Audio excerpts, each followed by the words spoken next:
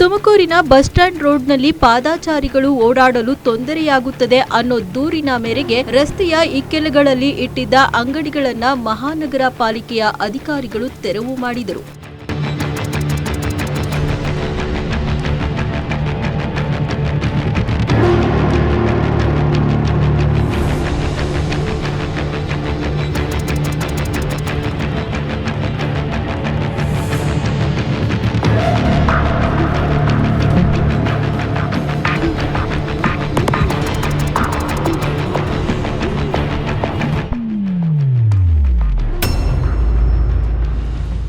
ತುಮಕೂರಿನ ಮಹಾನಗರ ಪಾಲಿಕೆಯ ಆಯುಕ್ತೆ ಅಶ್ವಿಜಾ ಅವರ ಆದೇಶದ ಮೇರೆಗೆ ಇಂದು ಬಸ್ ಸ್ಟ್ಯಾಂಡ್ ಅಕ್ಕಪಕ್ಕದ ರಸ್ತೆಗಳಲ್ಲಿದ್ದ ಅಂಗಡಿಗಳನ್ನು ತೆರವು ಕಾರ್ಯಾಚರಣೆ ಮಾಡಲಾಯಿತು. ಮಹಾನಗರ ಪಾಲಿಕೆಯ ಸಿಬ್ಬಂದಿಗಳಿಂದ ತೆರವು ಮಾಡಿ ಸುಗಮ ಸಂಚಾರಕ್ಕೆ ಅನುವು ಮಾಡಿಕೊಡಲಾಯಿತು.